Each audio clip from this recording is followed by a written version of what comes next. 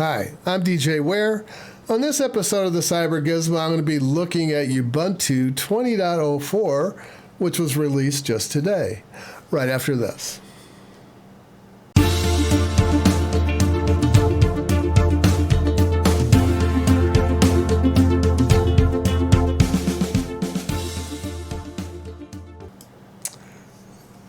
So, both the desktop and the server editions were released today. I haven't looked to see if the ARM versions have been released as well, but I'm going to guess they probably have been. But that's what we're going to look at today. So let's start looking at some of the new features. But before I do that, let me tell you why I waited to do this.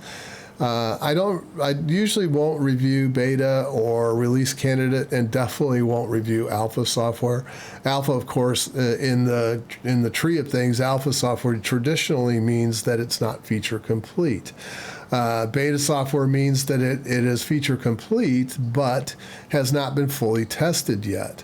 And release candidate means that we think we have everything fixed. We think we have all of the code stable, but we're still testing it. We're doing some last minute. We're going to give it out to some users and see what they think of it. And if we find any additions, then we may delay the release. But usually, if all things go well, your release candidate becomes your gold master, and that's where I start to review things, because I don't think it's fair to the developers to review something ahead of them getting a chance to fix the bugs.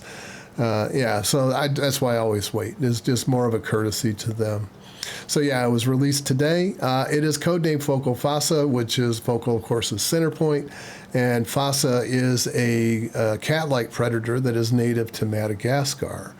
One of the big changes in 2004 is it offers faster boot times, and I will talk about that as to reasons why in a little bit. But it is supported, of course, until 2025, and I have seen people talk about 2030. But from what I can gather on the website is that is only for enterprise and business customers that have bought this extended support, and that will give them up to 10 years, but they have to pay for that. That is not free.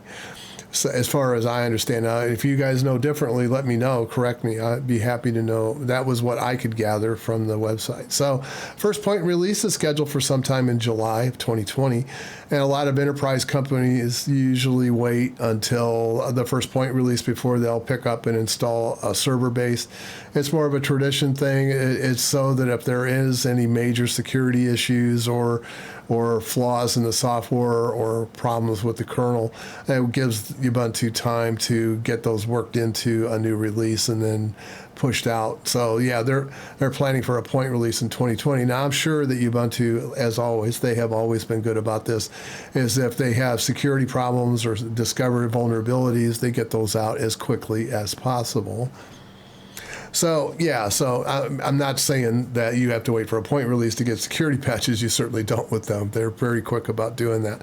But if they need a kernel update to 5.5, for example, I'm sure they will wait until they do the point release if they want to do that.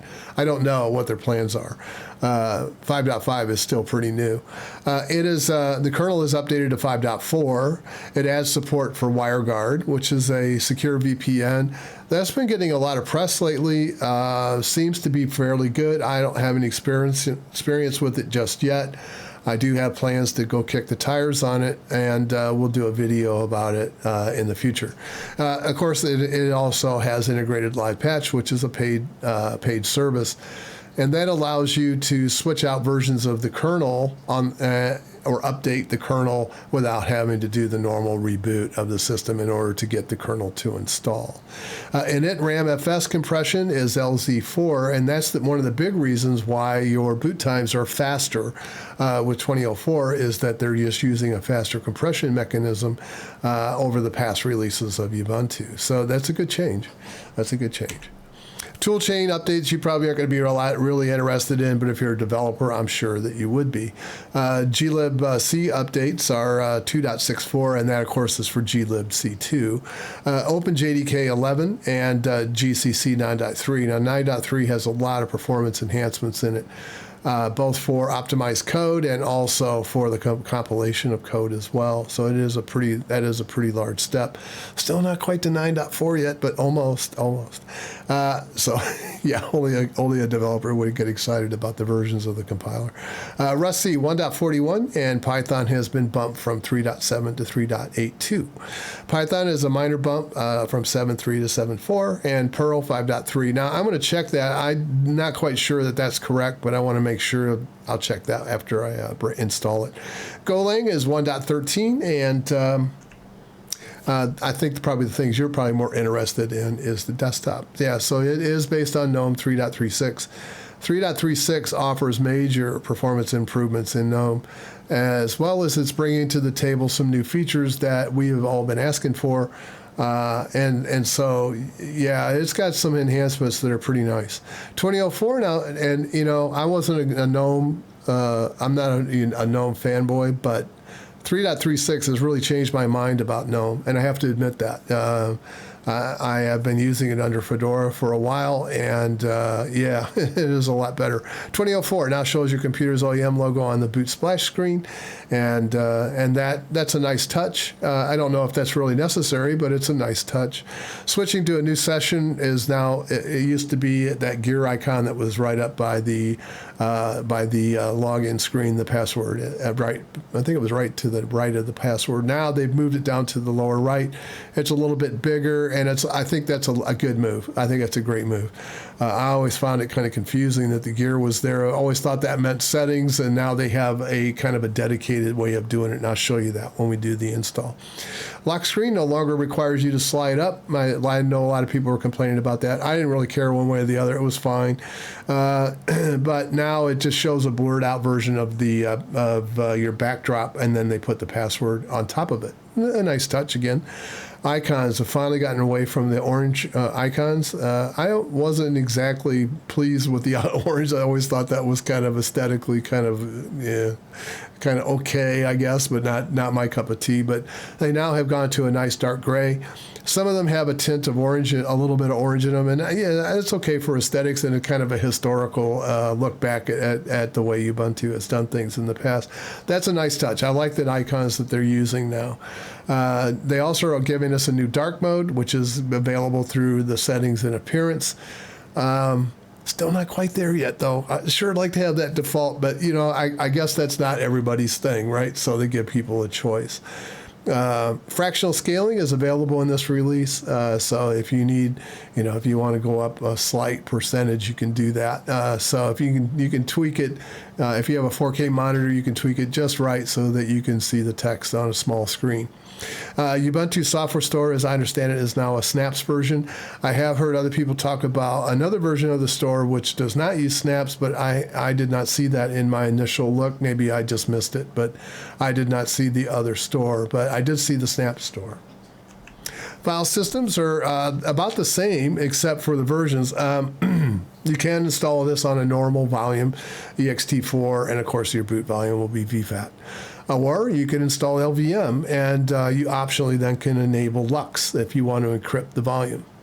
It's still marked as experimental, and I had thought that they were planning, that Ubuntu was planning to make this a standard part of Ubuntu, but maybe I was just confused.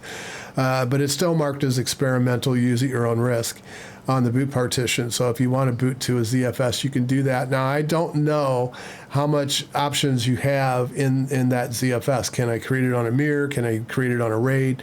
I don't know. On a Z RAID.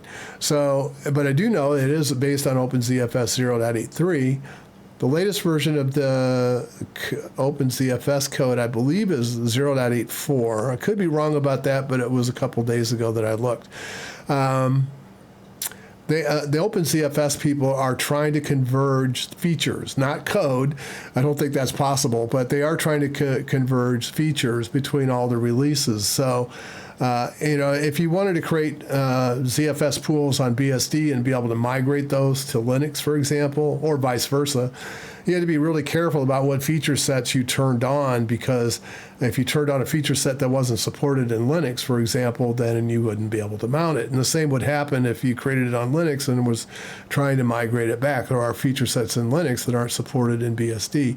And so the OpenZFS team is working pretty hard to get all the groups in the same room, because everybody is kind of autonomous. The Linux people do their things, the BSD people kind of do their things, and of course the Sun people, I don't know what, Oracle people, they're continuing to do things too, even though technically they don't support it, which is kind of weird. But anyway, they are trying to do that. They're trying to get everybody in the room, make sure that they're trying to get through this, and they do have some very steep hills to climb in order to accomplish this. I don't know what their plans are as to when this will all happen, but that would be a really welcome change if that finally could occur. But anyway, that's neither here nor there. It's just that you can, if you want to play with ZFS on Ubuntu as you boot, do it, but don't do it in production, because they stay as experimental still. Firefox browser is version 75. That's pretty new. And Thunderbird email 68.7. As far as QEMU, that's been updated to 4.2. And yeah, there's a lot. You can go out and you can read their release notes on the project page for 4.2. There's a so there's a lot of updates that QEMU has done to that release, but the big one is they now support AVX 5.12 bfloat extensions. So if you have the newer CPUs from Intel, I don't know if AMD has yet picked that up in the 4000 series. I haven't really checked. But if you know, put a comment down below. There are new CPU models that have been added to QEMU support. So, and of course, that's the emulated port of the system. And there's also a performance boost for crypto for AES XTS. So, and that improves the performance particularly of Lux, because Lux will use that if it's enabled. So, and of course, that is the hardware encryption and decryption whenever you're reading and writing data to the disk. LiveVirt is updated to version 6, and the big news here is, well, besides Python 2 being dropped, is the NVMe drives. In the past, if you had NVMe drives that you wanted to use, you paid a latency penalty to do that, because the drivers were not real good in getting data in and out of memory quickly. They have now, in the LiveVirt 6.0, have created a new device for NVMe drives. This is not a PCIe pass-through. This is a new device type that you can use that will access the NVMe directly. So, and that, of course, will reduce latency, because then it allows memory transfers of data to occur much faster at near hardware speeds. You're always going to have some overhead with VMs. That's inevitable. But MySQL is still version 8, no change there from 1910. OpenStack Train is still the most current release of OpenStack, and so that is still supported as well. And it was in 1910. But one thing about OpenStack, I believe next month they have a new release coming out. Don't know if that'll be included in the point release or not. We'll just have to wait and see for Ubuntu. I don't have any inside track with them, so I have no idea. The Cloud init is updated to 20.1 if you're using that. So I guess with that, I need to move over to my full screen here. Let me do that.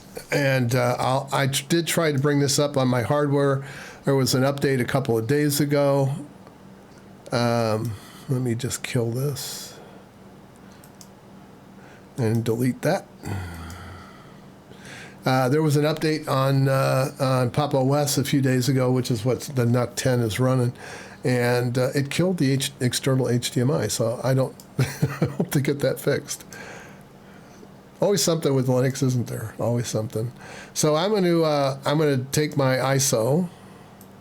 So I'll see if I do get that fixed, I'll redo this on hardware. But for today, I'm stuck. I'm going to give this a little bit more disk.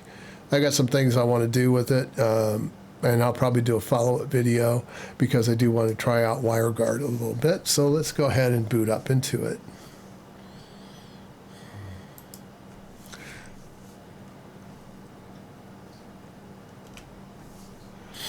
register my keyboard.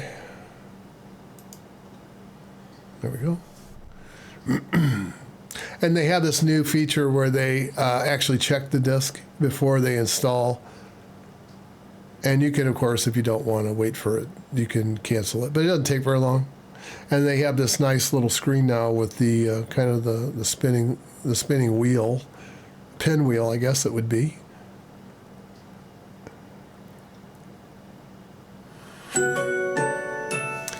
And then it gives me a chance to install or try it. So this is a live CD. I'm going to install it. And of course, the typical. This isn't changed at all. I'm going to do a minimal install, and I'll download the updates while we install this. I don't need the games and media players. If I need those, I can put them out myself. But one of the things I do want to do is I'll show you this. So if you want LVM, you just do that. If you want to encrypt it, just check it on. And then, of course, it's going to ask you for a password. I don't want to do either one of those. I'm more interested in this. So if I do something else, resize or use multiple partitions. So I've got ZFS selected. I'm just going to go ahead and do that. Of course, this will do a single volume install because I only have one volume mounted. Yeah, and it's saying it's going to use VFAT for the ESP, which is interesting. That's UEFI. Swap is on its own partition. Usually Ubuntu puts their swap file in on, if you do it normal, it's usually on ext. It's usually just a swap file, and it puts it on the root of the system. So this is interesting. That's a different change. And then we have two partitions that are allocated for the B and R pool. So, okay. So we'll go ahead and do that. It found my site, so I'll go ahead. I'm going to call it Z for ZFS. Always good to see me to mistype my password. Oops. What happened? Oh, there it goes. And then I leave the box checked. So this will take a bit, and I'll be back when it's finished. So just to let you know, on the version that I downloaded, which was still the release candidate from yesterday, the ZFS failed. It just locked up. After about 11 minutes, it had just locked up. So what I'm going to do is continue on with the normal file system, and then I'll investigate that later as to what actually happened. So I'm cheating. I'm going to boot up on an ext4 partition, which did work, and this took about probably 6 to 8 minutes to install. And so you'll notice a couple of things here. One is that it has, I don't have my complete screen here, but it figured out what the optimal resolution should be for this. So, yeah. And there's my gear right there that has, if I want to change mode. So if I want to run Ubuntu or Ubuntu on Wayland. I noticed they've gone back to using the default being Xorg, which is interesting. So, yeah, Wayland has some problems. Definitely had some problems in the past, and I've already changed my background, but to show you what it would look like when you brought it up, it would look like this. And you'll already notice that here's the new icon set. So if I open that up, it has kind of a hint of orange. Some of them still have that. I like this. This is a really nice touch. I like the icon set that they've chosen here. Yeah, that's pretty nice. So I guess the other thing we need to put this in is into dark mode. So let's go do that. And that is under settings and appearance, which should be right there. And then you can choose if you want light. Standard is kind of a mix, and then you can go completely dark if you want. And you don't have to do anything like okay. That just you can just move to dark as well, and then your screen reverts to this. So yeah, I really like this layout, this look and feel. It's really nice.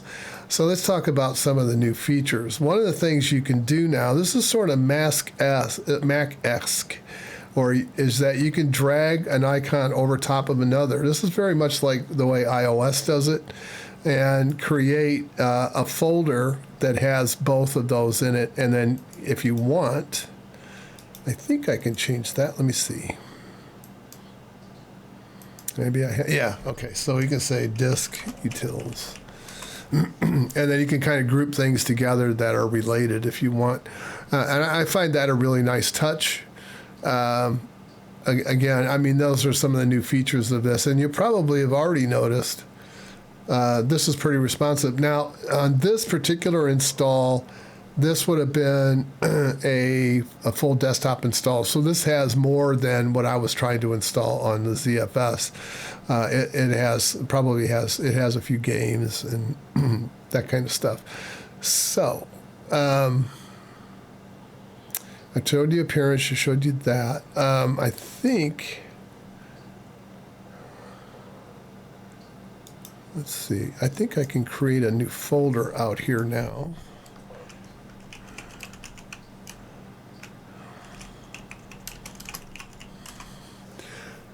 Yeah, so now here's another thing that's nice, is that I now have access to creating folders on the desktop again, which, yay, good job, yay. And yeah, I mean, that you get used to that. You know, I like cluttering up my desktop, and I'm sure you guys do too. But yeah, that's really nice. And I'm going to change this back to something. Let's see, I had this one. So I think I'll just leave it on there. Train station. It's nice and dark. I like dark. As far as the terminal window is concerned, it's the same. Terminal window. Probably should do. Well, it should. It is updated. This one updated. Now, normally, what will happen after a fresh install is the Ubuntu updater will come up and say, hey, you've got packages you need to install, and you would do those. But I'm going to go ahead and do an update. I don't expect it would have anything. It's only been like, I don't know, a couple hours since I installed this in this particular version. But this is the release candidate. Oh, it does. How about that? It does. Yeah, I know. I always use the command line. I know. Terrible. Interesting that the standard thing didn't come up. And then the other thing I want to do is I want to check the version of Perl. And it looks like it's bringing down a bunch of drivers. Oh, yeah, and a new kernel. Although I thought 26 was what it was out here, so maybe it's just updates for the drivers.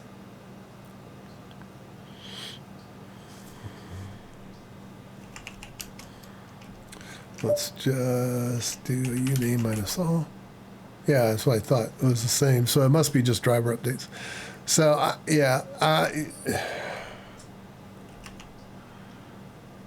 let's do an apt search on Perl. Oops.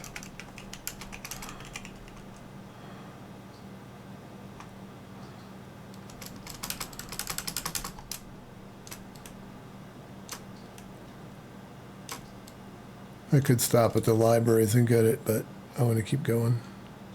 There's a lot of frickin' libraries.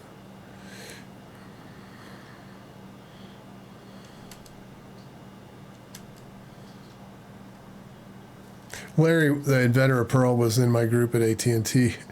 He used to do a lot of work with call records, and the reason why he developed Perl was because the Unix sort at the time was I think it was Q. It wasn't Q sort. It was a really old algorithm for sorting, which was abysmally slow. And so he wanted something faster, and he didn't want to learn C. 530. Okay, so I'm right. So it is 530. Okay. So, so he developed Perl in order to do that. So, yeah. That's just one of those things where, okay, so if you can't get done what you need done, just go out and invent your own language. And that's what Larry did. So let's see. I guess I should bring down, I think I've already brought down HTOP, NeoFetch, and Glances.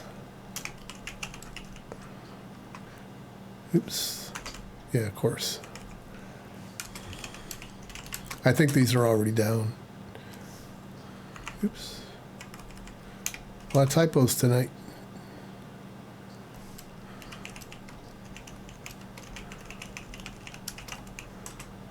I'll do that. I'll get rid of that one since we don't need it anymore. So let's do, so top is standard. That's always here. And of course you can look at your CPU by hitting the number 1 if you want to break down by your CPUs with this. This is showing 912 meg used. And of course it's tying up about 1 gig for buffers. That is a far cry from what GNOME used to take.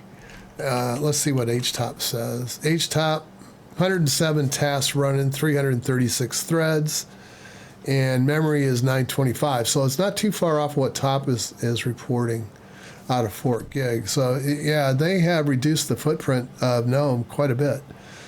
Kudos. Good job, guys. VMstat is,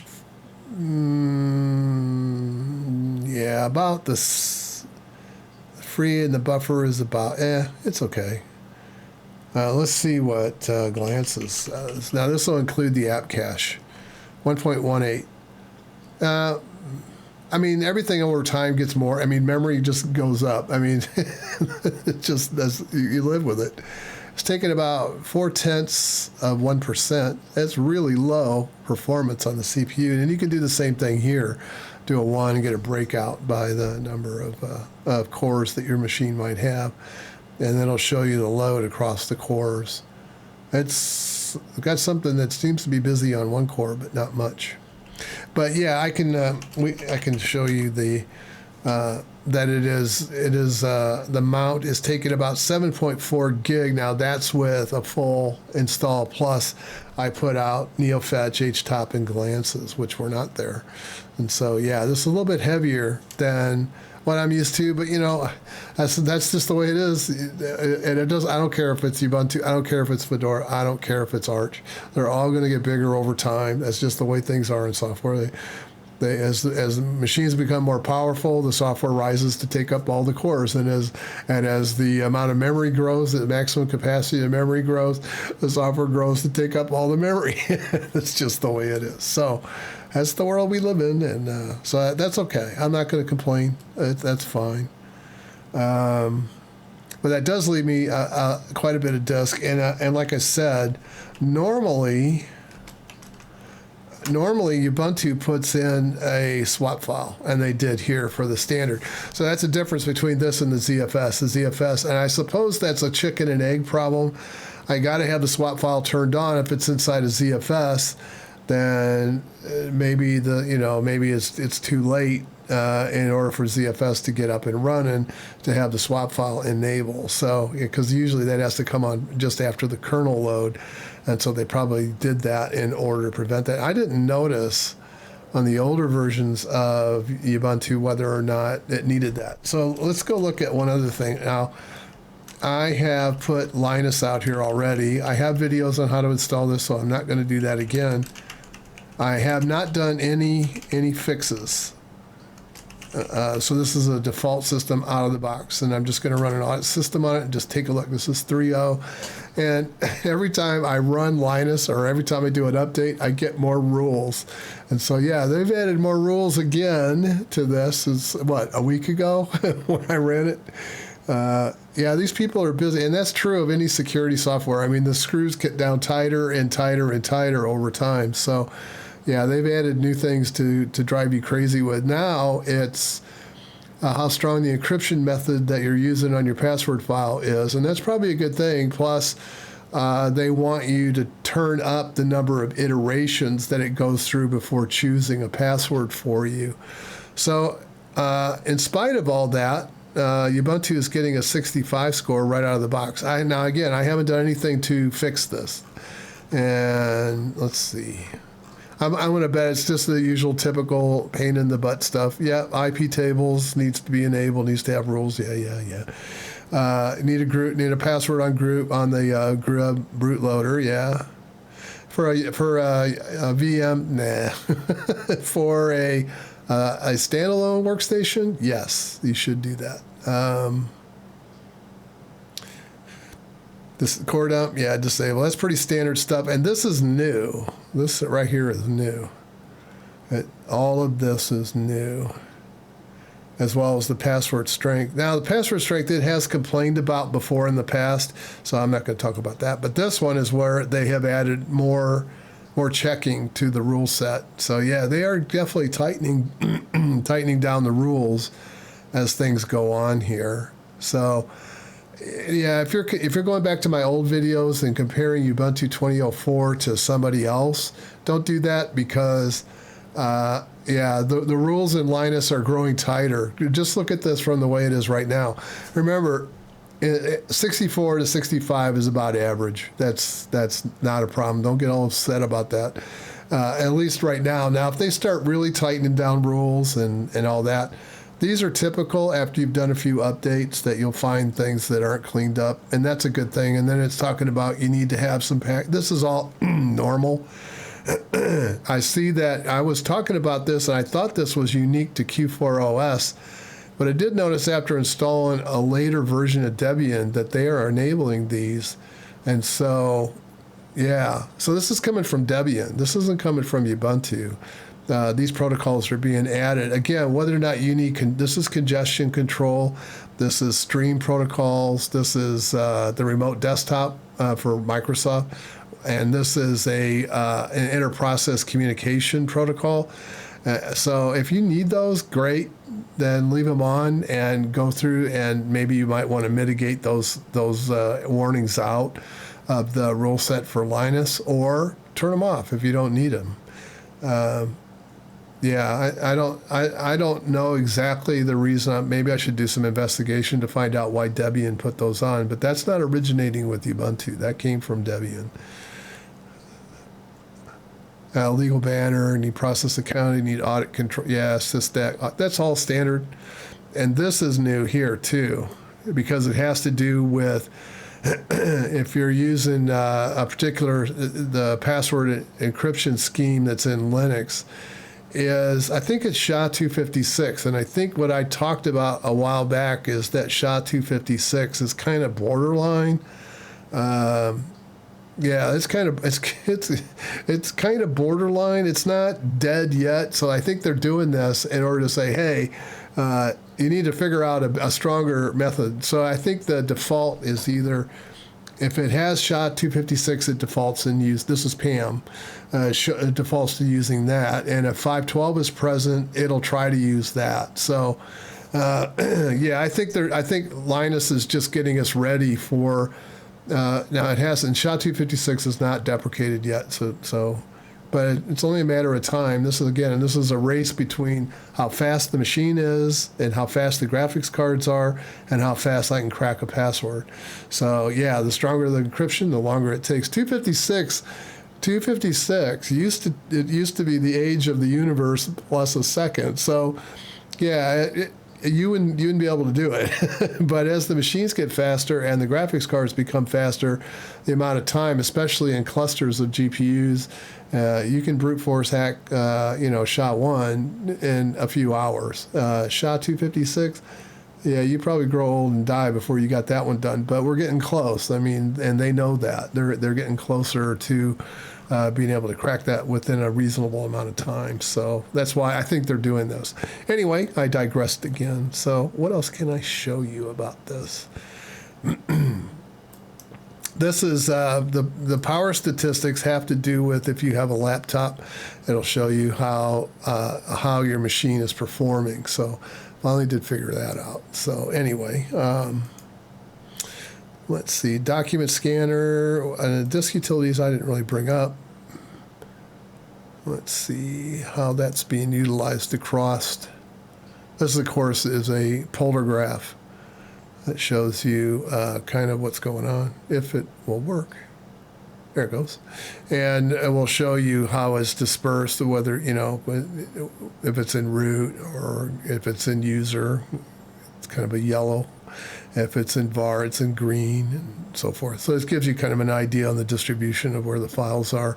So if you do start becoming close on your disk, you can find out what's really chewing it up and help you identify what areas to go and clean up on your hard drive if you need to do that. Yep, nice. That's always been in there as far as I know. It's nothing new. Backups we have, there was one. Oh, I know one thing I want to go look at. So I can now create a startup disk. I think that's been in the later versions of Ubuntu. I think I've seen that before. I've seen this before in transmission. Okay, so there's the Ubuntu software manager. I was going to go check this.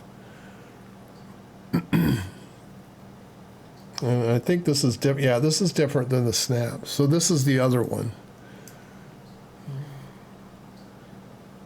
I think. Let's go look. Is this a snaps? No. Okay. So if I go into, I don't know, let's go into news and weather. See what we got. Nothing. Yep. Almost thought nothing. Okay, so this is a combined. It does have the snaps in it as well.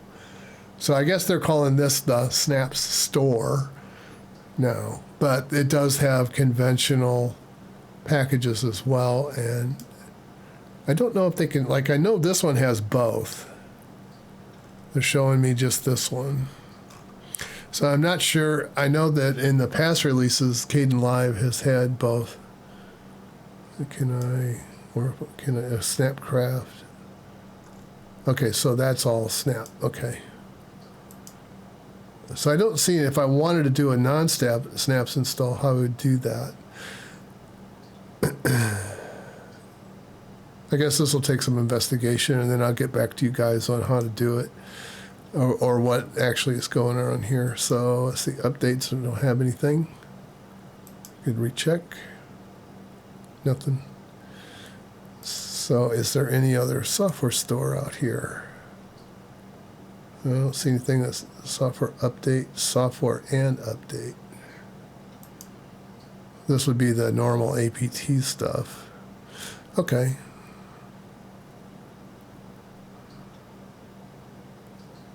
Other software. This is just your APT repos. Snap updates, how you want to handle those. And then if you have PPAs, they're signing keys. You do have an option during the install if you want to send back bug reports directly to the developers. You can do that, which that saves you a step, right? Yeah, having to log in to a wiki and or to a forum and tell them that there's some kind of problem that you found. One of the things I wanted to do here is check. This looks pretty new. I'm just looking at the icon set. Yeah, 6422. That's pretty new. I mean, again, I wouldn't expect. I wouldn't, but I have noticed that even under a VM, this is running pretty fast. This is running really fast. I mean, the older versions of GNOME usually were kind of laggy. Let me see if I can find one that has some forms. Usually where you can tell, yeah, maybe that. And I want to just start creating one. Okay.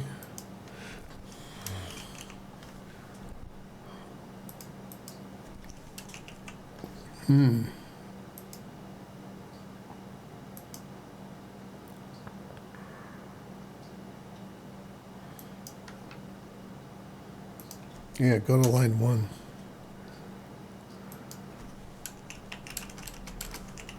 Oh, this is interesting.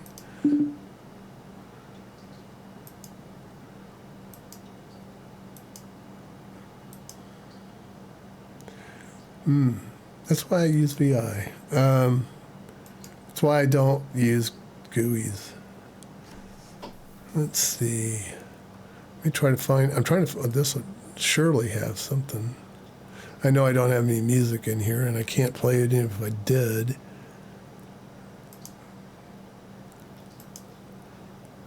Normally, under the older versions of GNOME, when you were doing stuff like this, it would be kind of slow. That is pretty quick. I won't play the radio. I would get in trouble, so we'll just close that. So the other thing I wanted to find out about, wire connected settings. So where do I get a VPN network? Probably have to, I bet it's not, well, I said it was standard, so it should be here, right? Wired settings. VPN, not set up. Okay, so let's do a plus. That's OpenVPN. That's P2P or import. So where's WireGuard? Maybe I have to install it.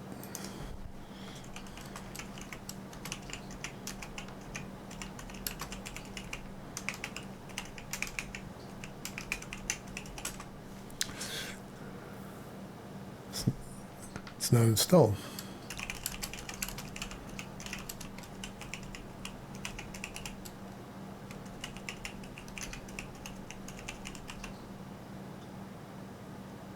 I think it'll pick up DKMS all by itself.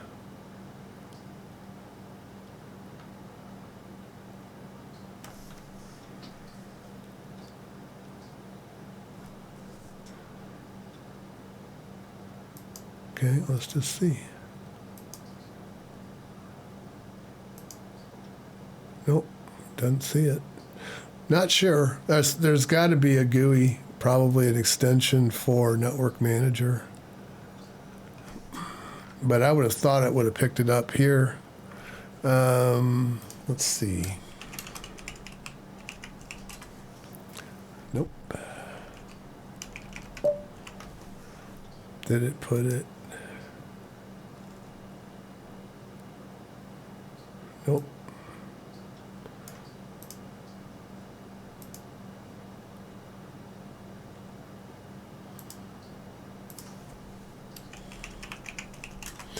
I guess when all else fails, go read the documentation, huh? User space WireGuard. And this is a snap. Okay. Wonder why they don't put this out here as default, since it's one of the big changes. I have to ask Adam about that.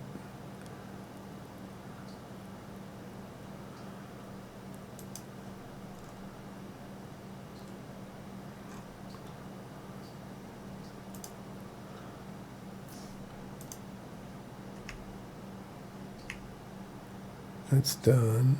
Permissions. Allows access to the network. Okay.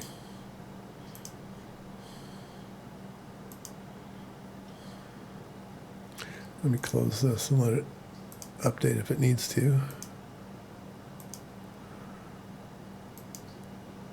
Still not showing. So yeah, I guess go RTFM, and I'll do a separate video on this. Let's see, displays. 1920 by, see, this is pretty smart. It figured out that the bottom of my screen is being used by the bar under Fedora. So it's pretty good. I didn't have to do anything else, and this is the fractional scaling. So, if you want to scale up your screen a little bit, I suppose I have to apply it. Yikes. Revert. That wasn't good. And add a printer, which I don't need. I don't need no printer. You can color calibrate, regional settings, universal access. This is also one of the new areas too, that if you want to go in and add users, or let me unlock it and see if I can add a user. I think it just allows me to edit. Oh, no, wrong. It does allow me to add a new one. So I can add an administrative account or a standard account. Set up password. Let's just find out what happens. Let's see. Allow users to set up password. Set password now.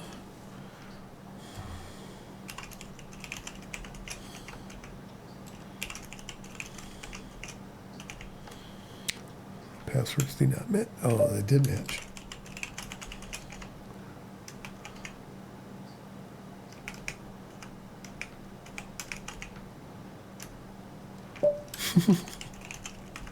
Stop messing with it. You had it right. Okay, so I'll add the user.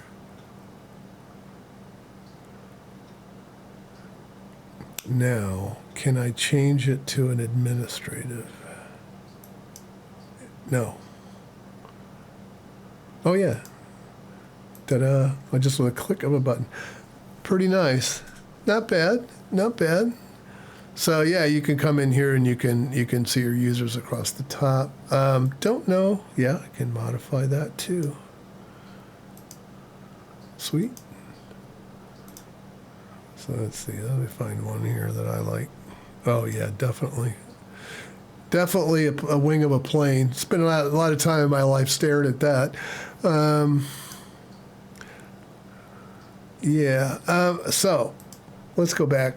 And let's kind of wrap this up. So what do I think of Ubuntu 2004? Big improvement. I'm still not crazy about snaps on workstations. I do prefer snaps on. I don't mind snaps on servers. However, they definitely have an advantage there. One of the big problems that you have with snaps on workstations, of course, was with Wayland. Looks like they've disabled that, so maybe one of my biggest complaints about it is gone. But yeah, so and I think it's great. I think it's a very good improvement. I love the speed of it. As far as the amount of memory and disk is concerned, I'm not really all that concerned about that. I know a lot of guys are, but I'm not. I mean, I've seen. If I was worried about that, I'd be complaining about these systems taking more than 32K of memory, because that's what the original Unix machines used to take. And so, yeah, and that's life. Get used to it. And when we have terabyte memory systems on our machines, you'll have machines that take half a terabyte in order to run. So, yeah, that's just the way things are going to be. That's all I had. So the ZFS failed. I'm going to have to find out as to what's going on with that and try that again. So I had to go back and roll back to a normal release. I do want to do a hardware install of this so that I can see some things like the OEM boot screen and all that kind of stuff. And I'll probably do an update to this video. Just it'll be a short one, and I'll probably talk about what I found out about ZFS, what I found out about the NUC that I'm running on. That's just a bug that got introduced, so I'm sure it'll be fixed shortly. And I'll get the HDMI turned back on. I mean, good job, Ubuntu. That's all I can say. I hope to all see you again real soon. And bye for now.